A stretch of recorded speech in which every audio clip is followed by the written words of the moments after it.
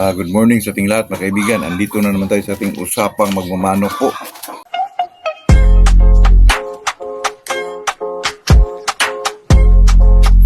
Bago tayo mag-umpisa mga kaibigan, ay wala pala tayong shoutout ngayon. Napakaganda po ng mga kaibigan, panahon ngayon. Kinuha akong ninong kayo na mga kaibigan, pero hindi lang ako pumunta doon. Inilista lang ako, pero hindi ako pumunta doon sa simbahan po kasi medyo marami akong gawain dito sa bahay mga kaibigan. Kasi ito kasing gawin kang ninong po ay may yun mga kaibigan, hindi dapat yung anuhin po, yung hindi dapat ay talagang tanggapin mo yun mga kaibigan kasi blessing yun po. Talagang ganun mga kaibigan, okay lang naman sila kung dito lang po sa bahay mga nilista lang yung pangalan ko doon. Itong i-vlog natin ngayon mga kaibigan ay kasi may tumatawag sa akin kagabi sino ba yung pangalan no na boss, totoo ba yung boss na pag ang manok mo ay inahin ay madali lang maka-adapt yung bulik na medyo gumaling din siya? Totoo yan mga kaibigan kasi itong bulik kasi mga kaibigan, kaya nga ako hindi na ako naghangad pa na kumukuha sa mga big time breeder ng katulad ng mga GM Fantastic kasi madali lang pong gawing magaling yung bulik mga kaibigan. Ito may mga magaling kayong manok dyan na pula, pag ang bulik no ay babae, may bulik yung babae kahit hindi yan magaling. May mga pula kayo dito na medyo magagaling, mga winner nyo, i-cross nyo yung bulik mga kaibigan. At saka ay talagang siya ay dominant po ang isang bulik mga kaibigan. Talagang lumalabas siya mga kaibigan, talagang may mga palo na. Kaya ako mga kaibigan, dati hinahangan ko po yung makakuha ko kay Jim Fantastic, yung mga big time breeder sa mga bulik po, Ronnie Magbalon. Pero yung napag-alaman ko mga kaibigan, kasi may kaibigan din ako na ganun din po, nasabi niya sa akin, totoo talaga mga kaibigan. Katulad, at saka ang bulik mga kaibigan, lalo na pag ipares mo sa mga basag, katulad ng mga golden boy, lalo maganda ang purmahan, saka magaling pa, gumaganda pa ang kulay mga kaibigan. Kaya ako mga kaibigan, yung tinatawaga, yung tinitext ako nung yung subscriber natin, nakalimutan ko lang pangalan ng kaibigan, hindi ko lang alam kung taga saan yun. Sabi niya maghanap na lang siya ng bulik. Totoo yan mga kaibigan, kahit itry nyo po, parang gold din yung bulik mga kaibigan. Kaya ako, kasi yung bulik naman mga kaibigan, kadalasan mga breeder na ginawa lang pangkulay lang, pero napakagaling po mga kaibigan. Katulad ni Ani Kakusa, sabi niya napakagaling yung bulik na. Totoo yun, magaling talaga yun mga kaibigan kasi marami na rin siyang bloodline. Tinocross niya yun sa mga, kung gusto niyang super ampalo, diin ampaluan, i-cross mo yan sa mga blocks, cross mo yan sa mga tornado hats, SBR. Lalong lumalabas yung mga palo ng isang bulik mo. Kasi ang bulik mga kaibigan, kadalasan yan ay karamihan talaga pag i-breed mo yan, ang lumalabas yan mga kaibigan ay talaga mga bulik din po. Kung ginagamit mo SBR, ganon, medyo black sila, lumalabas mga kaibigan ay mga blacks din ang mga bulik po. Pag ginagamit mo golden boy, lumalabas din dyan mga kaibigan ay mga light na bulik po. Totoo yan, lalo na pag gold ang ginagamit mo. Kasi ang gold mga kaibigan, magaling din yan, may saltada talaga. Ay talagang magaling yung mga bulik mo mga kaibigan. Totoo yan, ilang bisis akong nag-breed yan mga kaibigan, bulik po, malalaki o babae man dyan. Talagang lumalabas sila mga kaibigan, magaganda at saka magagaling po. Kaya kayo mga kaibigan, hindi ko naman kayo inaano na yun ang gawin niyo po. Sa akin din ako naghangad mga kaibigan na magkuha pa ng mga bulik ng mga big time dyan na kilala po. Kasi ang bulik mga kaibigan ay talagang kusang gumagaling po. Lalo na pag may cross mo sa medyo magagaling mo rin mga manok dyan, mga winner mo, ay totoo yan mga kaibigan. Ilang bisis ko na yan ginagawa po. Kaya mas maganda pa sila sa mga gold mga kaibigan. Pero ang gold, ang kagandahan sa gold, wala pa akong nahawakan na gold mga kaibigan na ground fighter po. Lahat talaga maangat mga kaibigan. Kaya maganda rin siya ipare sa bulik.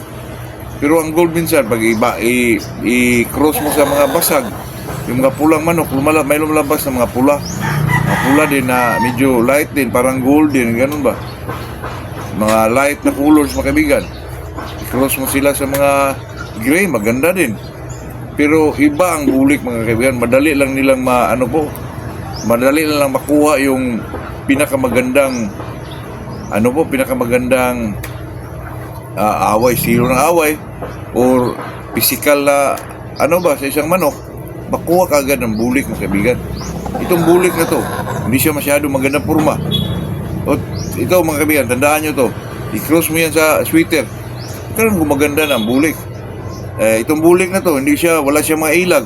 Cross mo yan sa Shilton Townhead or Boston. Magtaka ka kaibigan, magaling na po lalo ang bulik.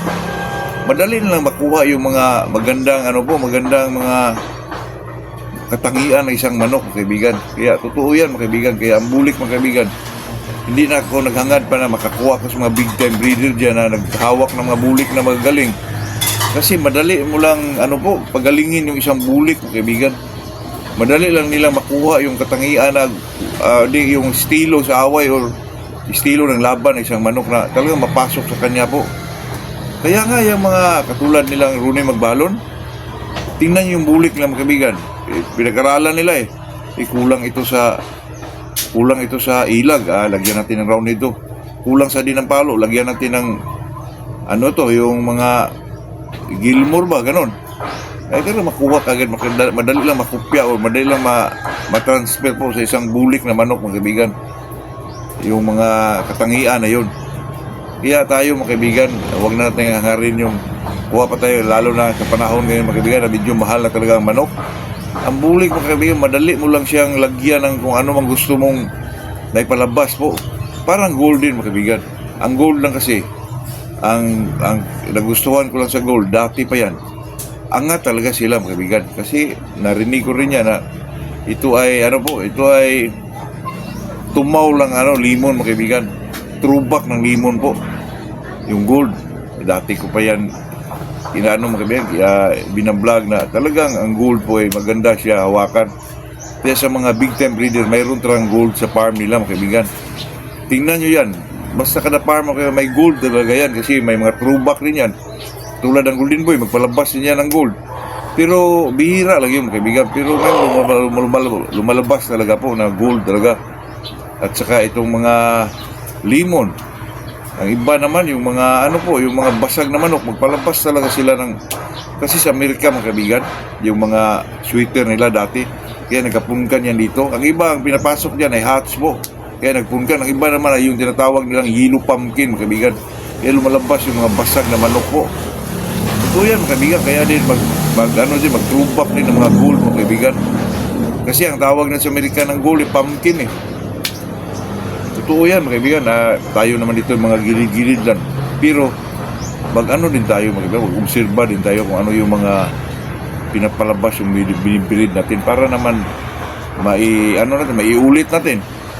At saka itong makarinig sa atin, mga kaibigan, kahit kahit sundin itong kahit saang bulik dyan, mga kaibigan, kahit hindi siya masyadong magaling, kuha ka ng babae dyan na bulik, tapos i-cross mo sa mga magagaling na manok mo.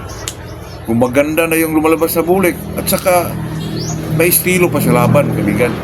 Kung kulang naman sa palo, pasukan mo ng manok na may palo po.